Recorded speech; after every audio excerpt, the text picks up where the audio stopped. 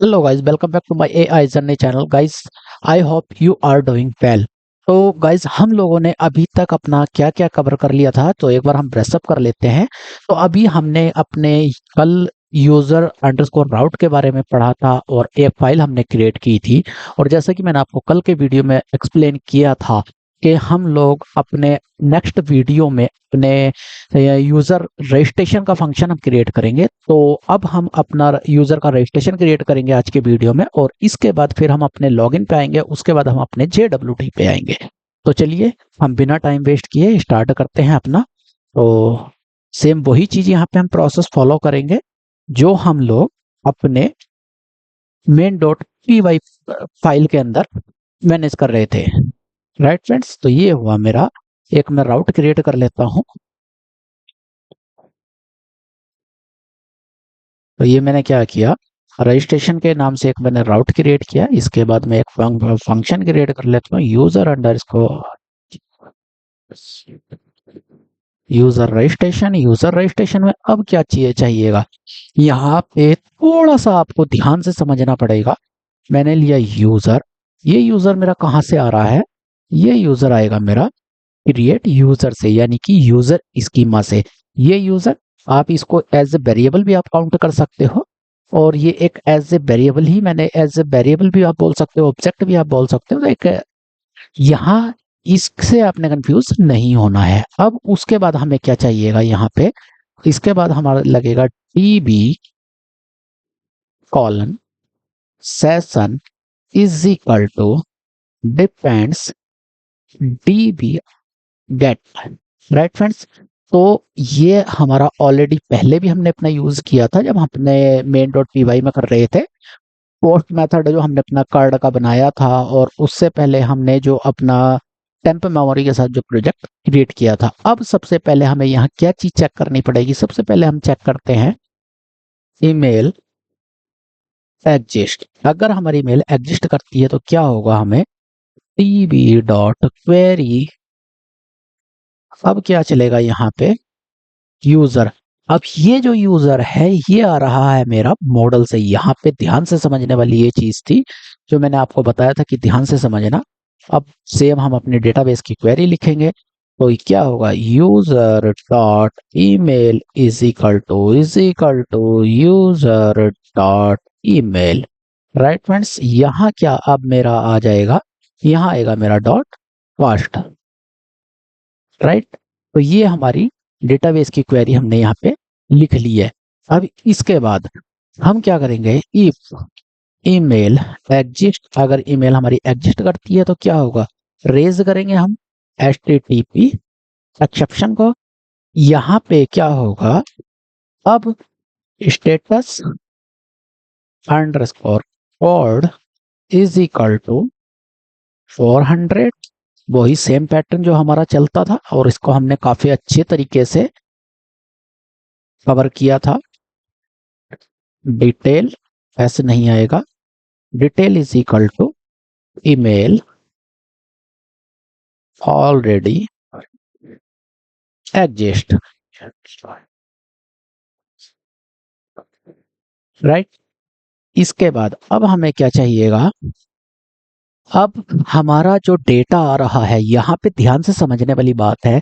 जो हमारा डेटा आ रहा है लाइक पासवर्ड, पासवर्ड को हमें हैश में कन्वर्ट करवाना है। हम डायरेक्ट ऐसे तो प्लेन पासवर्ड हम भेज नहीं सकते, मैंने आपको बताया था, थ्योरेटिकल में भी बताया था आपको, मैंने कल भी एक्सप्लेन किया था। तो अब मैं क्या करूंगा, हैश अंडरस्कोर पास नाम से मैंने एक वेरिएबल क्रिएट किया। अब ये कैसे हमारा हैश में कैसे होगा कन्वर्ट, देखते रहिएगा।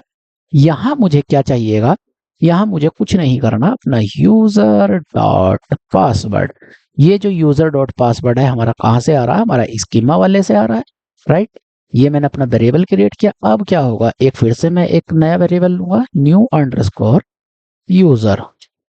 राइट, यूजर, अब क्या है, इसमें हमें कुछ नहीं करना, normal name is equal to user dot name, comma name के बाद हमारा क्या था, email is equal to user dot email.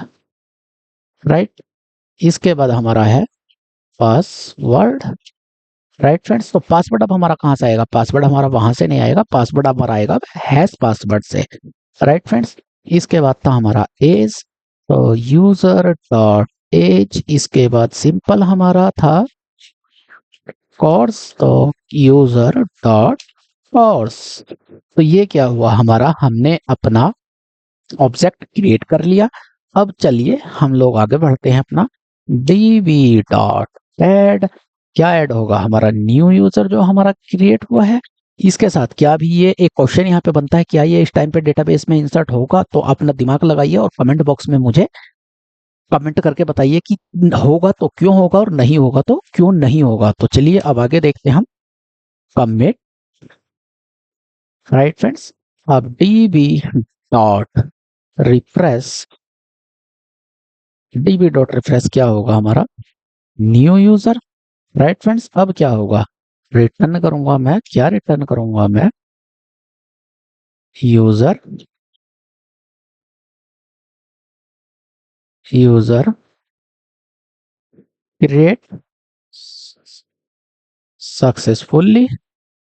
इसके बाद क्या आ जाएगा मेरे पास, यूजर आईडी, यूजर आईडी मेरे पास कहाँ से आएगी, मेरे पास यूजर आईडी आएगी अपने new user dot ID, right friends.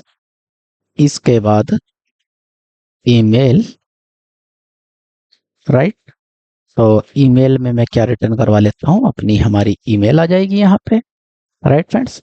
तो अभी हम अपने दो ही पैरामीटर लेके चलते हैं।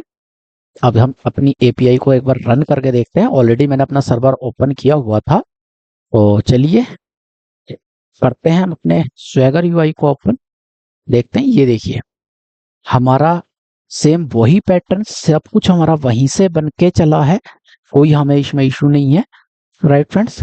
तो अब क्या करता हूं मैं, अपनी रजिस्टर जो यूजर रजिस्ट्रेशन वाली एपीआई है इसको हिट करता हूं, तो ये इतना बड़ा डेटा ना भरने से बेटर तो मैं यहां से अपना वही कॉपी कर लेता हूं जो मैंने लिया हुआ है। ये देखिए नेम, ईमेल, पासवर्ड, पासवर्ड में 123456, एज मैंने 28 और कोर्स में मैंने एआई डाला हुआ है।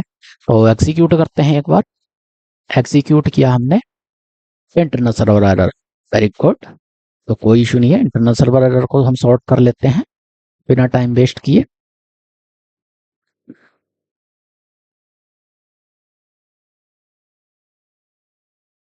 इंटरनल सर्वर एरर बेसिकली क्या दिया इसने, यहाँ पे हमारी क्वेरी में कुछ इशू है, तो क्वेरी चेक करते हैं अपनी।